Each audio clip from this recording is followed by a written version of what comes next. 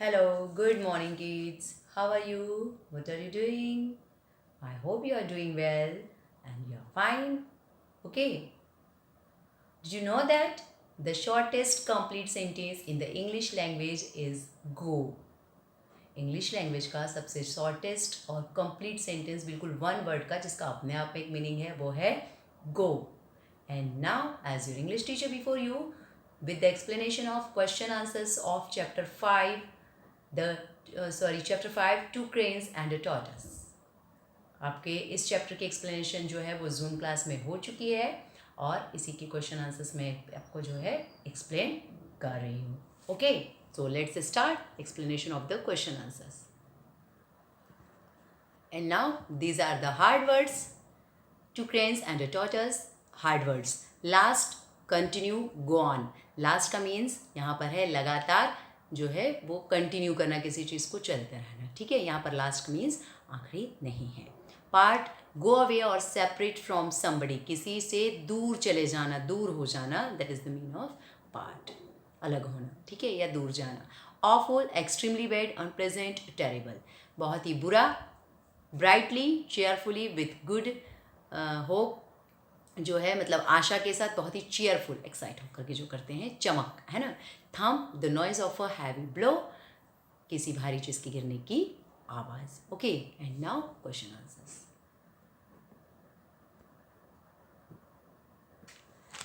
This is the first question. Where did the crane and the tortoise leave? Crane और tortoise कहाँ रहते थे? कहाँ रहते थे? स्टोरी में कहाँ एक्सप्लेन किया था आपको? Yes, the cranes and the tortoise lived in a forest. Okay, वो एक फॉरेस्ट में रहते थे. फिर सेकंड क्वेश्चन है, what made the life in the forest very pleasant for them? उनकी लाइफ को फॉरेस्ट में सबसे खुशनुमा आनंददायक किसने बनाया था? तो the life in the forest very pleasant for them as there was a little lake of clean water, है ना. उनकी लाइफ को आनंददायक बनाया था कौन सी चीज़ ने? कि वहाँ पर एक little lake of clean water, साफ पानी की एक छोटी झील, and which remained full of fish, जिसमें कि फिश जो है वो भरी रहती थी, मतलब फिश से फुल थी वो. And they were easy to catch and tasty to eat, और उनको पकड़ना भी इजी था और वो टेस्टी फिश थी. तो इससे उनकी लाइफ क्या थी? बहुत ही प्लेजेंट या हैप्पी लाइफ वो वहाँ पर जीते थे. ठीक है. Now third question, when did it become difficult for them to live in the forest? It became difficult for them to live in the forest when the water in the lake began to dry up. It became too difficult to find fish to eat. उनकी life जो है वो forest में रहने के लिए अब difficult हो गई थी, क्योंकि जो लेक का जो वाटर था began to dry up, lake का वाटर जो है वो सूखना शुरू हो गया था, और इससे उनकी जो खाने के लिए जो मतलब फ़िश वगैरह जो वो पकड़ते थे, फ़िश पकड़ते थे, उसको अपना खाना ढूंढना उनके लिए डिफ़िकल्ट हो गया था. Okay, understood. Now next question. Why did two cranes become sad for the tortoise? Tortoise के लिए जो दोनों क्रेन थे वो दुखी क्यों थे? तो the two cranes were sad for the tortoise as he didn't have wings, as it didn't have wings, so he could not or couldn't accompany them to another forest.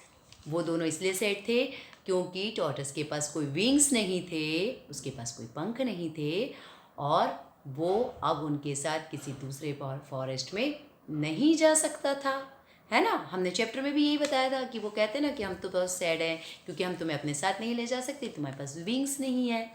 Okay.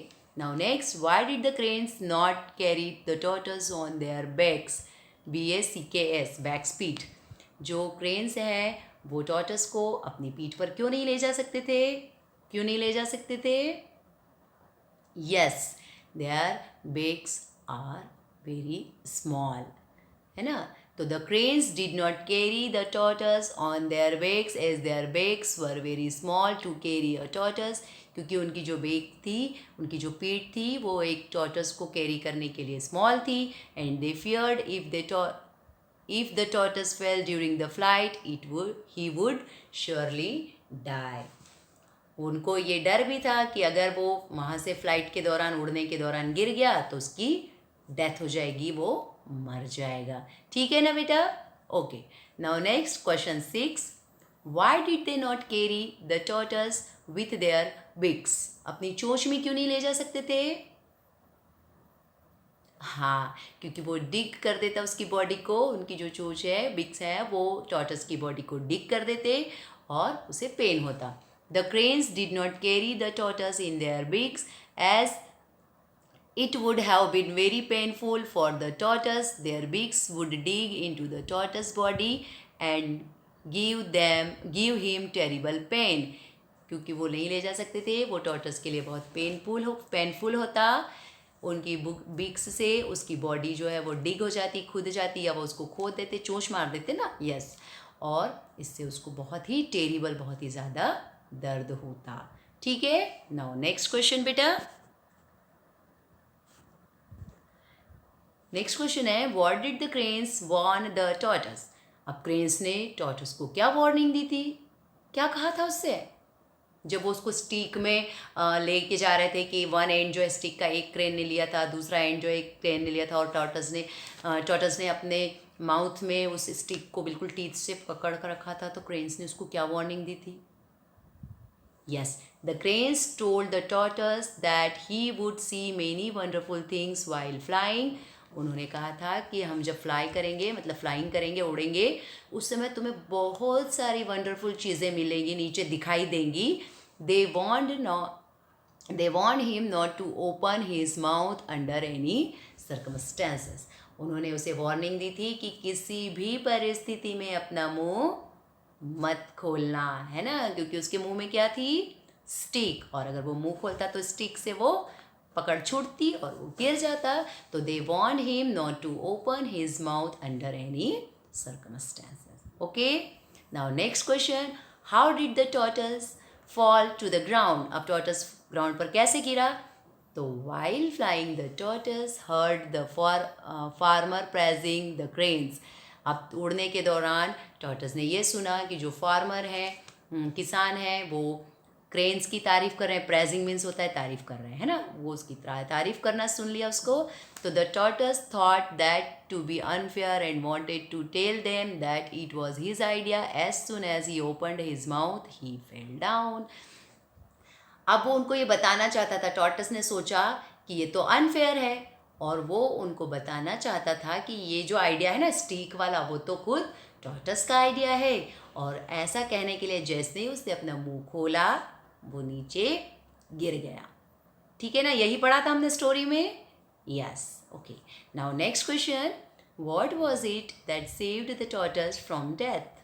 वो क्या था जिसने कि टॉर्टस को डेथ से बचाया? क्या था टॉर्टस के पास जिससे कि वो इतनी ऊंचाई से भी गिरने के बाद उसकी डेथ नहीं हुई? क्या था? The tortoise hard shell saved him from death. उसका क्या था? ये हार्ड शेल था जिसने सेव्ड हिम फ्रॉम डेथ, जिसने उसे डेथ से बचाया. ठीक है, understood? Okay. These are the explanation of question answers of your chapter 5, 2 cranes and a tortoise. And if you have any doubt regarding this, so you can ask me in Google Classroom. Okay. But इसके लिए पहले आप इनको note down करेंगे, अपनी CW में read करेंगे, तब तो आपको पता चलेगा ना बेटा कि कोई डाउट है. So note down them in your copy, in your CW copy, and if you have any doubt, you can ask me. Okay, thank you.